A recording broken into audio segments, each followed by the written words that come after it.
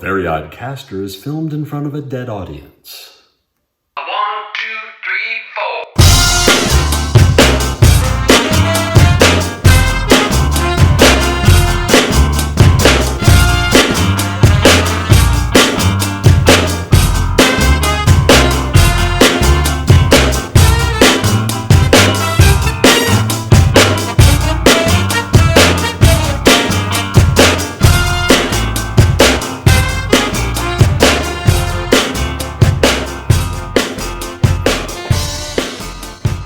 Good day, everyone, and welcome to another episode of A Very Odd Caster. On this fine January day, we're going to focus today on the topic of movies. That's right. Hooray for Hollywood. No, no, no, no, no, no, no, no, no. Like that? So, the American Film Institute. Whoa, hold on. Just kicked the dead body. The American Film Institute, 25 years ago, I guess it was, 1998, came out with a list of the 100 top films in history, according to them. And they updated this list 10 years later. And I thought I'd roll through this list and give you my impressions, share with you whether or not I saw the film in question. A couple of things before I start here. First of all, in going through this list of 100, I discovered that I haven't seen about half of these films. There may be a few that I saw years and years ago that I just don't remember. So I am no Siskel and Ebert here, right? Or whoever the modern day film critic is. So I haven't seen most of these. And I noticed on this list, there's only one movie in the top 100 from the 21st century.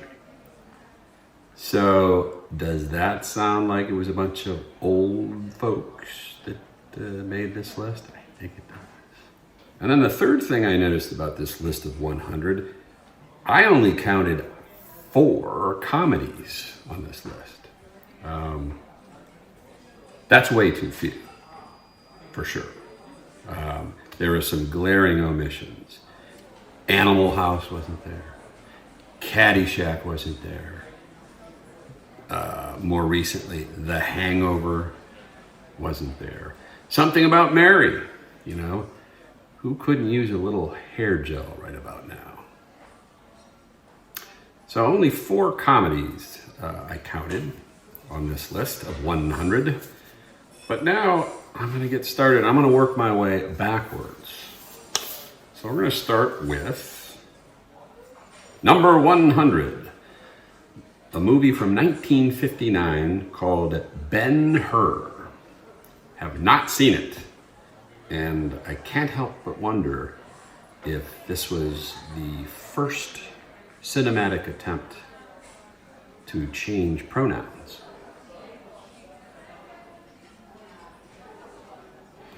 Number 99, though, was a movie I did see and love, none other than Toy Story, with Tom Hanks and Tim Allen.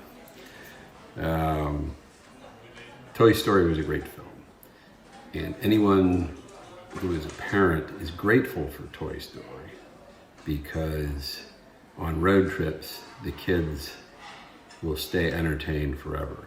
I thought Shrek should have been on this list too. It's not. But Shrek is on equal footing as far as I'm concerned. But I think Toy Story was a little kinder and gentler than Shrek. Shrek had a little darker theme. And so, I guess that's why. They were both great. So Toy Story was number 99, and it did not make the original list. It was it was added when they updated the list in 2007. Number 98, from 1942, a movie called Yankee Doodle Dandy. That's right. I did not see that. Again, that might be one that I saw when I was like a kid, but the only thing I know with some degree of certainty is that this is probably the movie where the famous song Yankee Doodle Dandy came from. Although who knows, maybe that song predated it. I don't know. I'm trying to remember who was in it. I know there was a big old time star. I'm drawing a blank on it. I'm gonna look it up. Mystery solved. James Cagney was the star of Yankee Doodle Dandy. Oh, you dirty rat. That's that guy. Those of you under 100 years of age probably don't know that little riff. But he used to talk like this. He did gangster movies. I think I'm drifting into another impression here. I drifted into JFK there. Didn't mean to. There's absolutely no correlation between JFK and gangsters. Unless you ask Oliver Stone. On to the list. Number 97 was Blade Runner from 1982. I did not see that one. But as I recall, the star of Blade Runner killed his wife and is in jail. So there's that. Okay, well, apparently I owe Harrison Ford a big apology.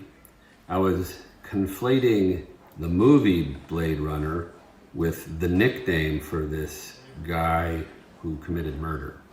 Oscar Pistorius was an Olympic runner who had a prosthetic leg. So I guess that led to his nickname, the Blade Runner. But he killed his girlfriend. And so there you have it. So I did have the part about Blade Runner committing murder. I just pinned it on Harrison Ford. And Harrison, my sincerest apologies.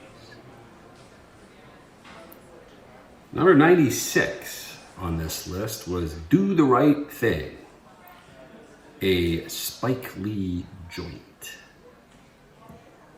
Now, I have it written down that I didn't see this, but I know I saw it. I definitely saw it because there was that scene with Spike and Rosie Perez, this very sensuous scene where he like takes an ice cube and rubs it down her back. And I said, I want to try that. So I went home and I pulled out an ice cube and I went to my girlfriend and stuck it on her back, and she screamed and slapped me in the nose and caused me to bleed, which was also sensuous in a Dexter sort of way. Number 95 was The Last Picture Show from 1971. I did not watch it. I do not know about it. I am going to move on to the next one. Number 94 was in 1994, and it was Pulp Fiction. And that was a good one. Tarantino's classic, which it was weird, it was violent, and the chronology, the way they mixed up the chronology of the stories was really ingenious. I thought it was a brilliant film. Haven't seen it in a long time. Need to do that. I remember the dancing bit with Travolta and Uma. Number 93 was The French Connection from 1971. I did not see that. I've heard of it. I presume it has something to do with France, but that's all I know. Number 92 was Goodfellas, 1990. I think I saw it. Everyone quotes it and uses uses that meme with Ray Liotta. Sorry, I know I saw it. It's a gangster film and I don't know. It's a long time ago, right? Number 91 on the list was a movie made in 1982 called Sophie's Choice. And I made the choice not to see it. Number 90 was released in 1936, a movie called Swing Time, which I presume has something to do with swing music. Or perhaps it was 90 minutes of a babysitter pushing a little kid on a swing. Are we done yet, Junior? No, push me some more. I don't know. Number 89 was a movie I saw, a more recent film from 1999 called The Sixth Sense, starring Bruce Willis, where he's a psychiatrist, and he's dealing with this kid who hears dead people, or he sees dead people. It's really creepy. It was a great film, but I'm actually surprised that it made this list due to the obvious bias towards more contemporary films. Number 88 was released in 1938, a movie called Bringing Up Baby. Know nothing about it. Don't think I care. Number 87, released in 1957, was a movie I have heard of but never saw, called 12 Angry Men. Guessing it has something to do with anger and males, which, never seen that before on the silver screen. Number 86, released in 1986, was the Oliver Stone classic Platoon, which I did see. A bleak portrayal of the Vietnam War and its impact on soldiers. Of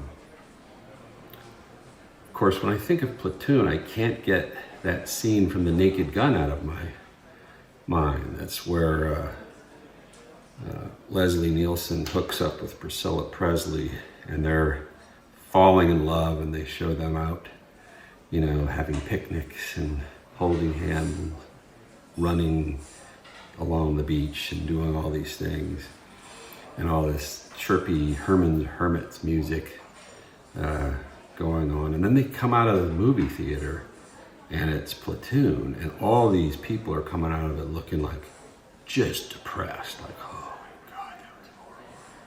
And then, of course, Leslie Nielsen and Priscilla Presley come out of it laughing their asses off. So I think about that more than Charlie Sheen.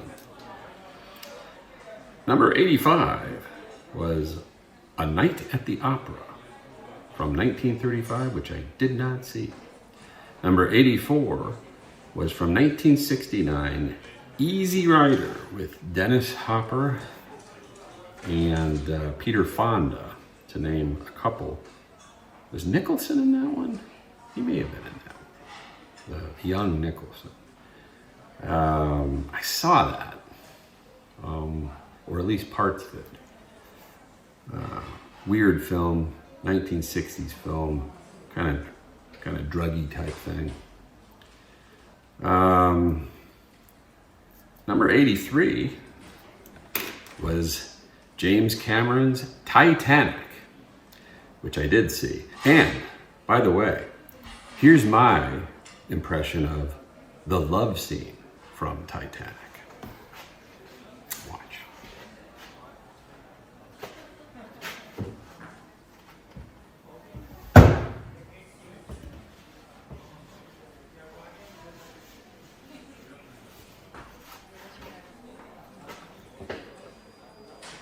It works a little bit better on glass. Number 82 was a movie from 1927 called Sunrise. Never heard of it. Number 81 was a movie from 1960 called Spartacus, For some reason, I was thinking that was a more recent one, but I guess not. The next movie on the list, number 80, was a movie from 1960 called The Apartment. I want to say this was a Hitchcock film, but I can't swear to it. But we're going to check right now. Wrong again. It was not a Hitchcock film. It was a romantic comedy, which means there were 5 comedies on this list of 100. Jack Lemmon, Shirley MacLaine, Ray Walston of My Favorite Martian fame, Fred MacMurray of My Three Sons fame,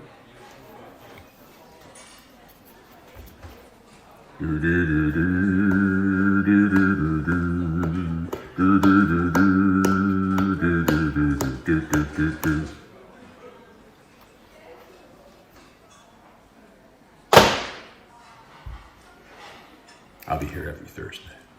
Number 79 on the list was a movie from 1969 called The Wild Bunch. Definitely one I've seen many times. I think my favorite episode was the one where Marcia is taking her driver's test and she's really nervous. So to get over her nerves, she imagines the driving instructor is in his underwear. I like that one a lot. I also like when they went to Hawaii and the tarantula was crawling up Peter's face. Oh, The Wild Bunch. Okay, didn't see that one.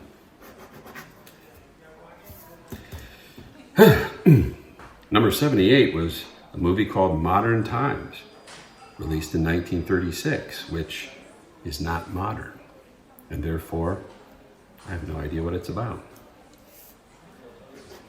Number 77 was a movie from 1976 called All the President's Men, which I did see. Of course, it was about Watergate and the Washington Post taking down Richard Nixon for some GOP operatives stealing documents from the DNC. Pretty major stuff, you know. They should have just hid those documents in someone's garage somewhere, right?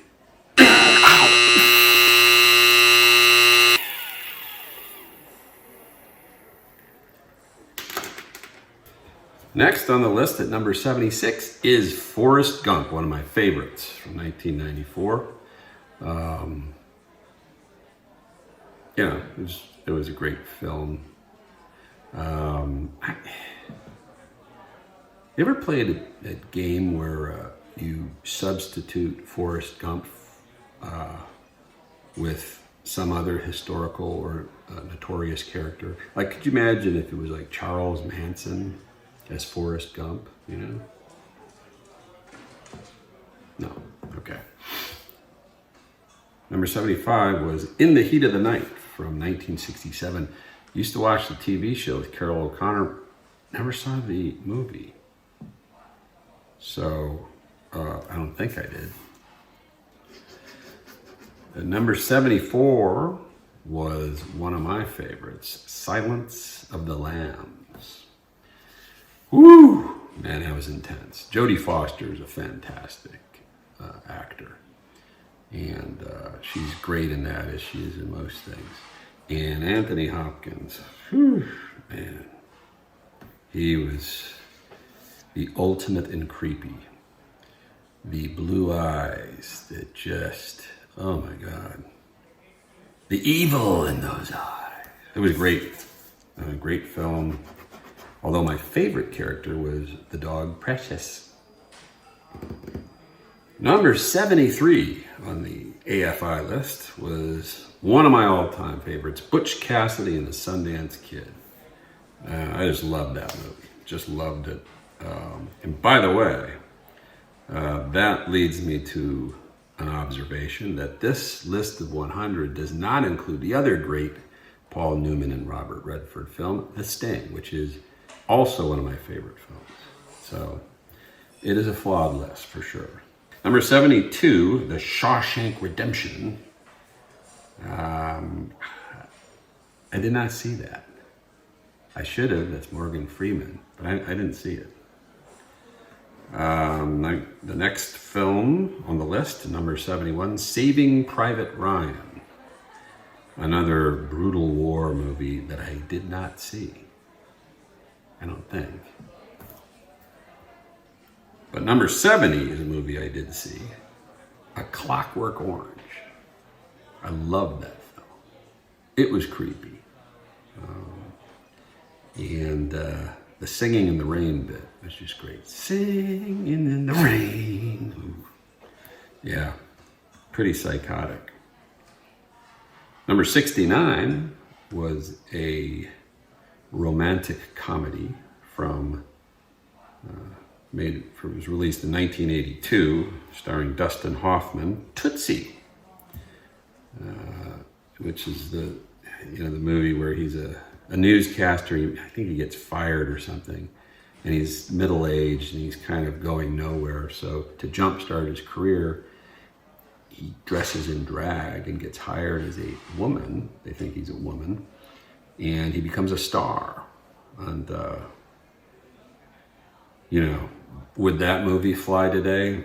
I don't know. It depends what pronouns Dustin Hoffman uses.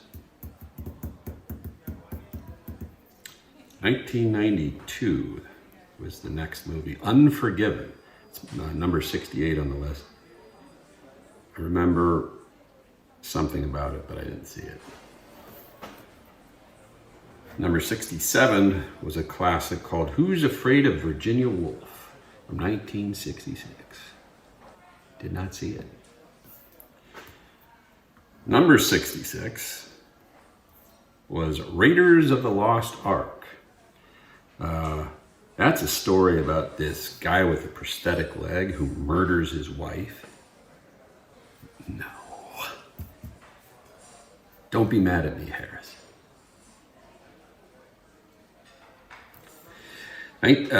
Number 65 was The African Queen from 1951. Humphrey Bogart was in that with, I think, Katharine Hepburn. I gotta check. Yes, indeed, it was Katharine Hepburn starring in that 1951 classic. At number 64 was the movie Network from 1976. May have seen it, I don't really remember it. Number 63 was the movie Cabaret from 1972. I think that was Liza Minnelli. It was a Liza gig, but not interested. Number 62 was the movie American Graffiti, which was sort of a precursor to the TV show Happy Days, I think, the 1950s thing. I think some of those sitcom people were in that movie. Let me check.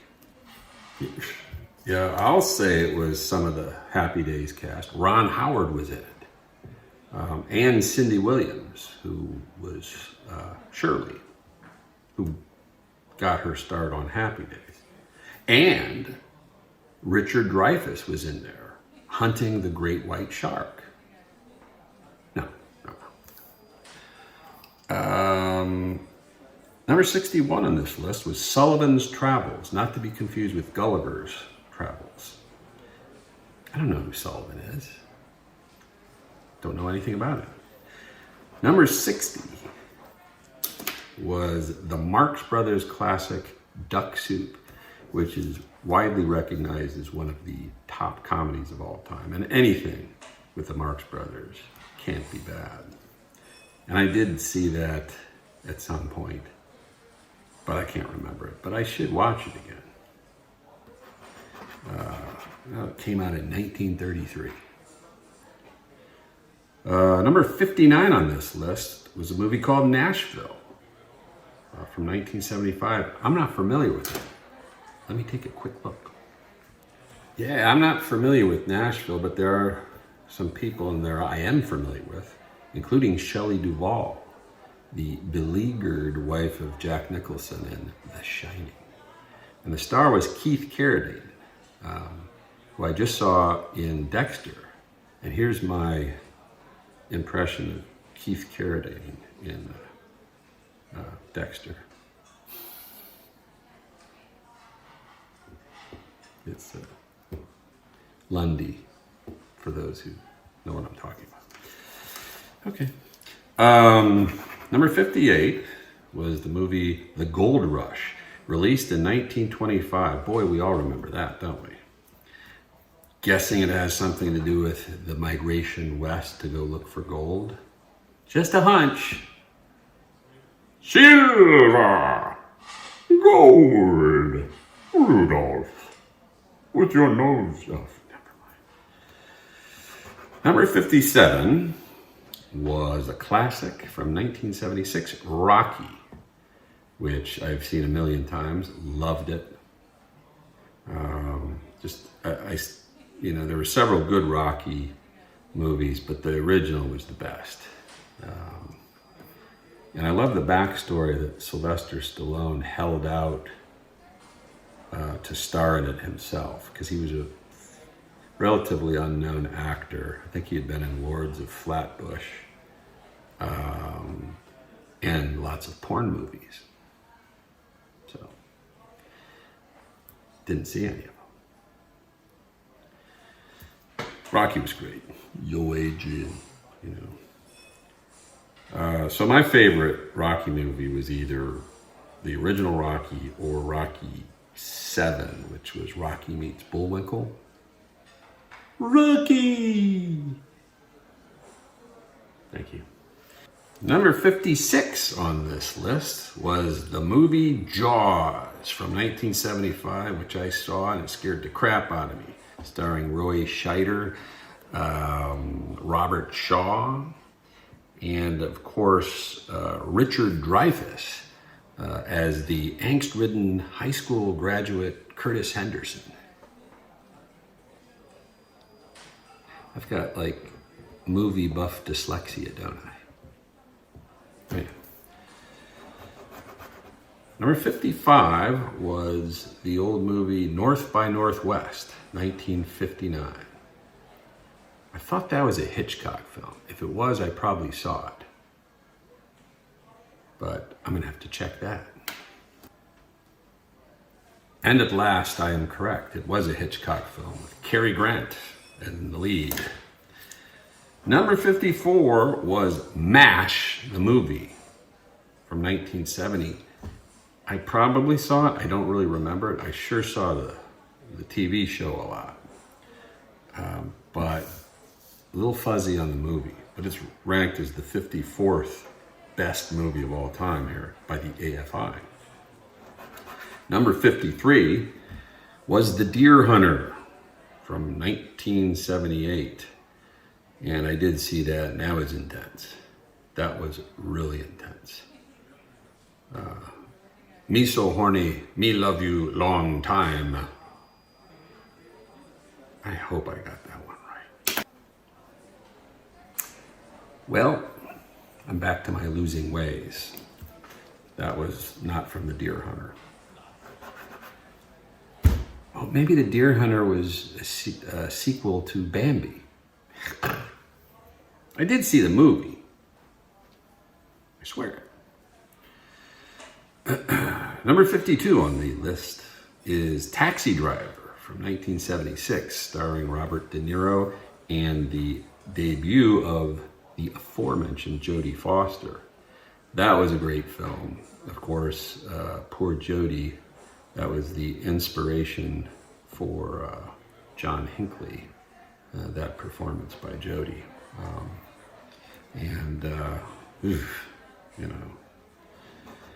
And last but not least for today,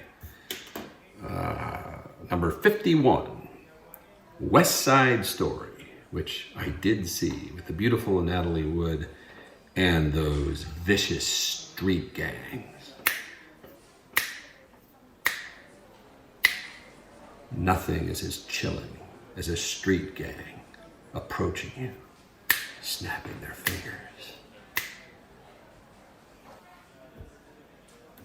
So, that is the 51st through 100th top movie from the American Film Institute.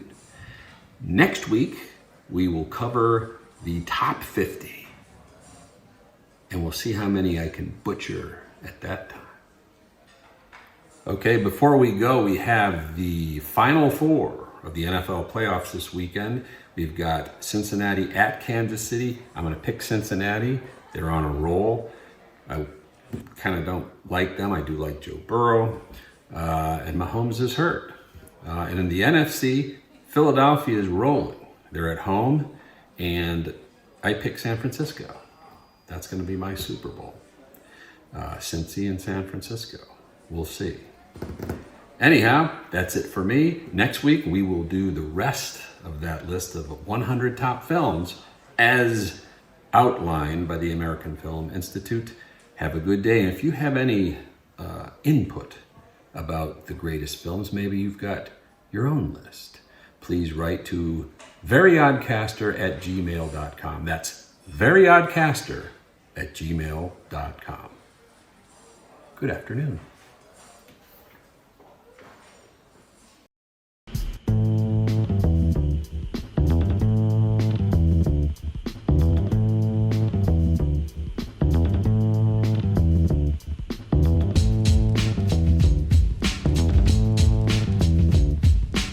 Artificial devil walking high.